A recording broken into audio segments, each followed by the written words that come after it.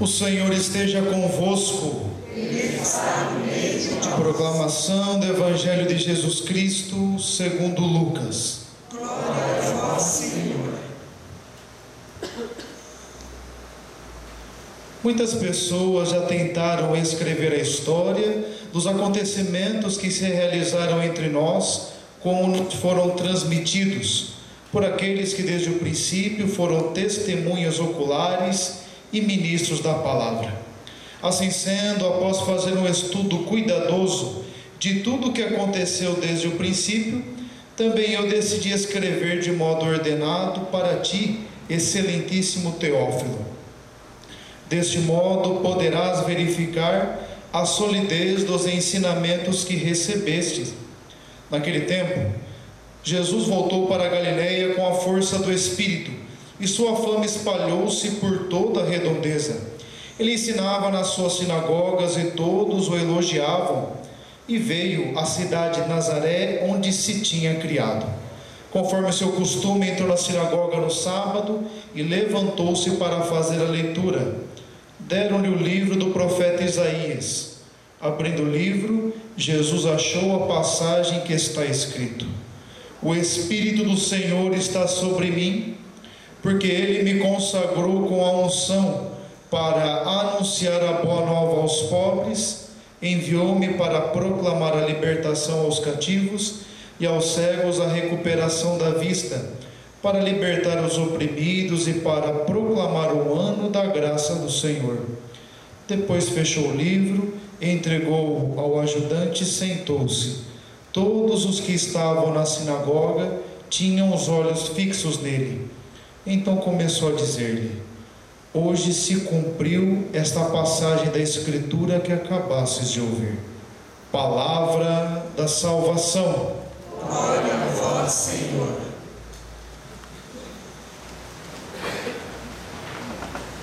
Nós estamos celebrando o terceiro domingo do tempo comum, e esse ano litúrgico, o ano C, nos acompanhará o evangelista São Lucas. E exatamente o início do Evangelho, que nós vemos as razões, pelas quais ele escreveu, e a própria apresentação do ministério de Cristo, que vem entre nós como o libertador que Israel tanto esperava, tirando de todas as suas escravidões, tanto internas quanto externas.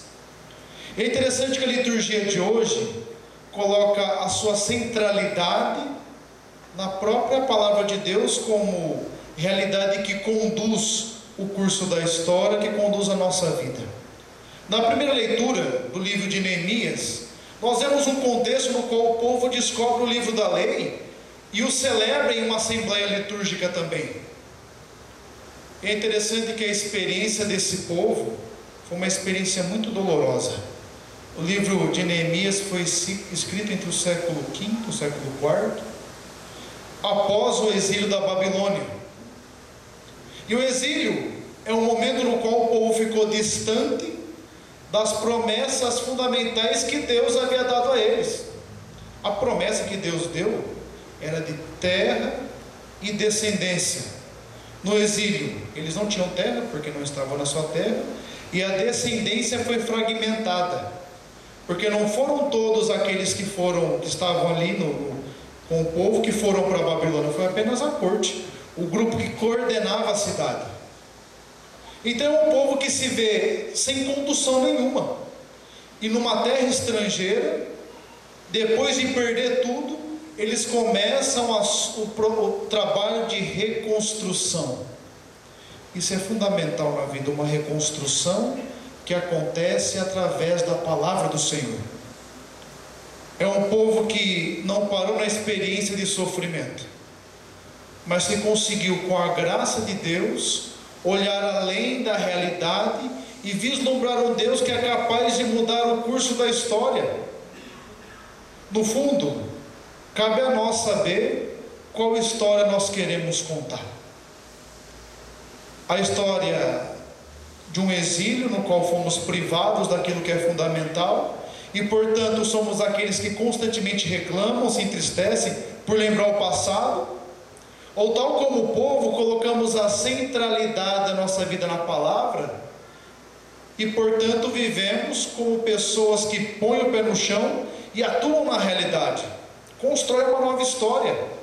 Cabe a cada um de nós essa decisão fundamental: seremos homens e mulheres de lamentação, de murmuração, ou seremos homens e mulheres de esperança e de fé, que no hoje da vida constrói uma história mais bonita? Cabe a cada um de nós. A oportunidade Deus nos concede a todo momento.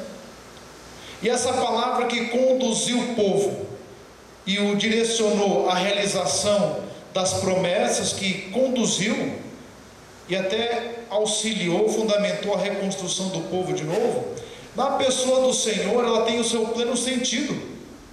Em Jesus nós não temos mais um mensageiro qualquer, mas um que vem comunicar uma mensagem.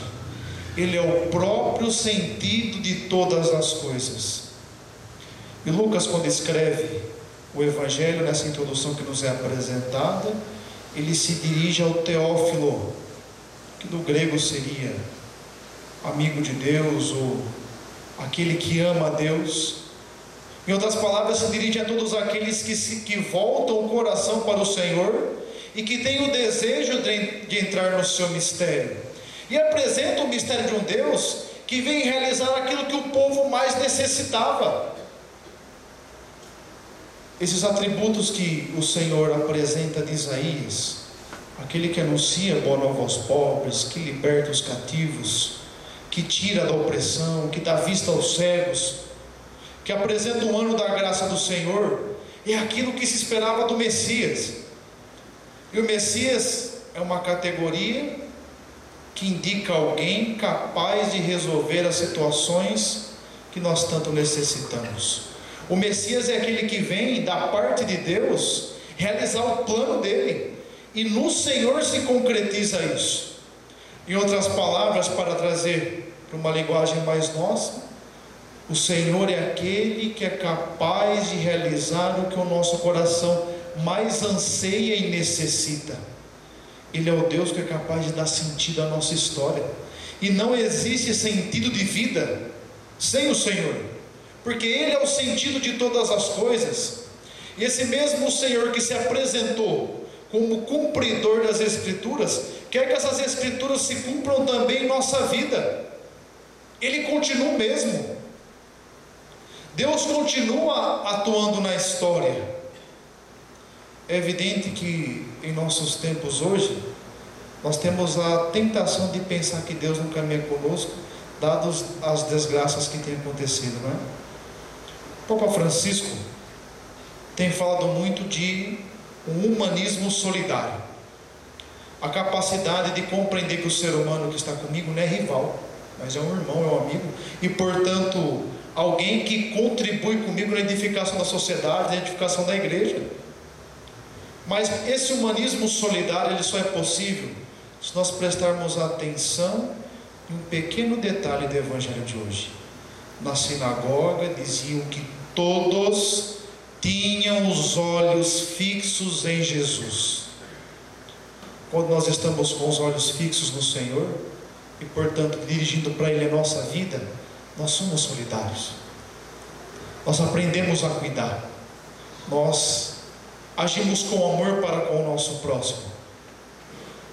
Tanto que as mãos que Deus tem para agir hoje, concretamente, no mundo, são as nossas.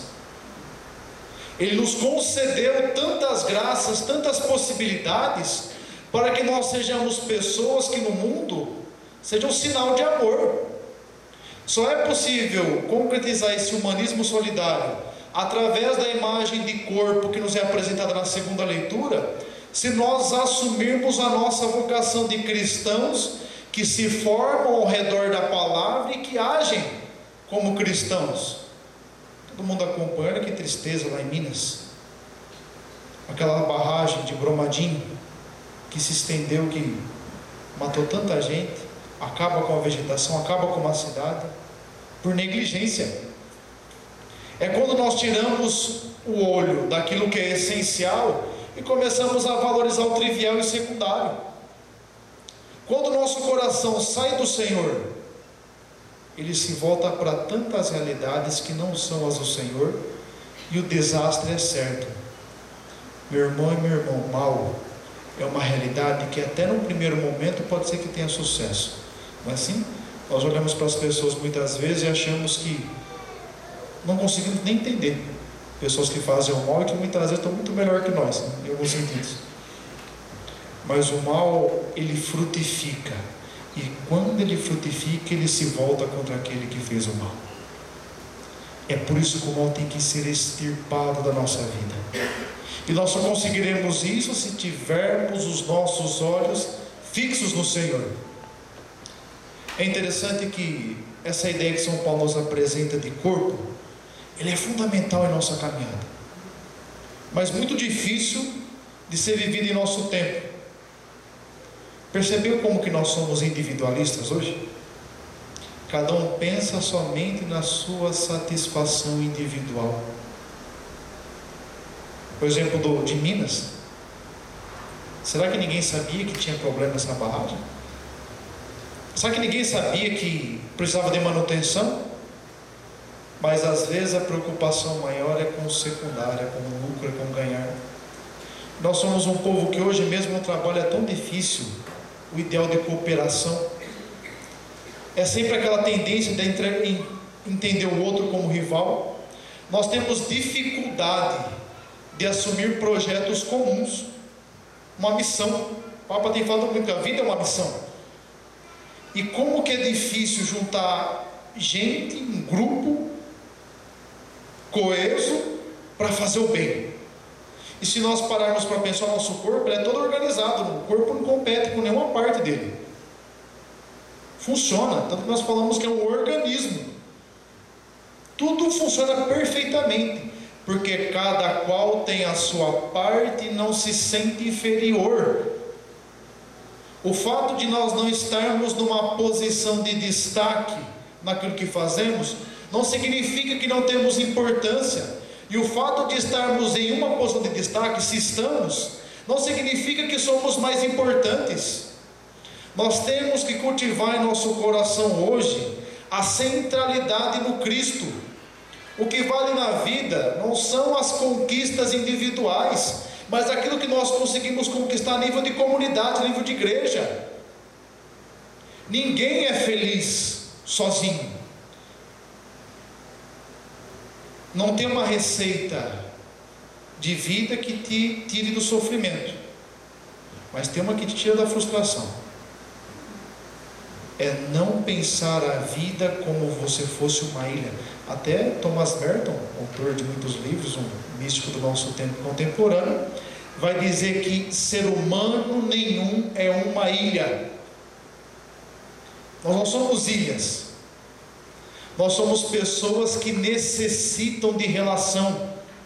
E essa relação tem que ser balizada pela palavra, que nos apresenta um Deus que é amor, que se comunica a nossa vida, que quer nos fazer testemunhas da sua experiência de amor. Nós afirmamos, e vamos até professar nossa fé na Trindade.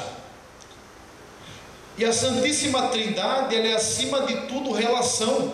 O Pai se relaciona com o Filho com o Espírito. Eles se relacionam de maneira perfeita, onde cada qual tem a sua missão e propriedade, mas essencialmente são a mesma coisa. É um único Deus em três pessoas. Nós nascemos para a relação, e quando não nos relacionamos, quando não colocamos essas relações fundamentadas no amor, é aí que começa o desastre. Por isso, mais do que olhar para Minas e ficar escandalizado, vamos olhar para nós e perceber o que nós podemos mudar. O que em nossa vida tem ocupado o lugar central? O que em nossa caminhada de fé, em nosso cotidiano, tem tido centralidade? É o grande momento de perguntarmos se os nossos olhos estão fixos no Senhor. E quando eu falo os olhos estarem fixos no Senhor, é a pergunta assim: qual que é a procura íntima, mais profunda e radical da minha vida? Essa resposta nós não respondemos com a inteligência, é a nossa vida que responde.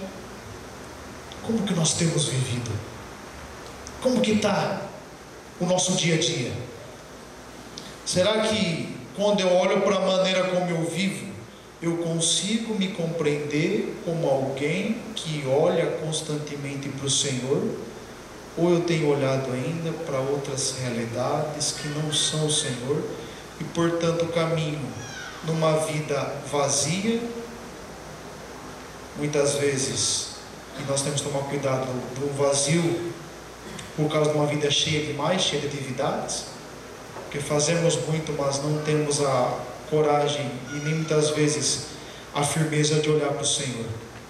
Por isso, vamos nos perguntar isso. Logo mais nós professaremos a nossa fé, o Senhor nos dará a possibilidade de participar mais uma vez da sua Eucaristia, se dando inteiramente por cada um de nós. Por isso, um instante de silêncio, feche seus olhos, baixe a sua cabeça e apresente ao Senhor seu coração, sua vida, sua história. Peça-lhe a graça de que seus olhos estejam voltados inteiramente para Ele, a fim de que consigamos concretizar essa experiência de amor que Ele nos pede.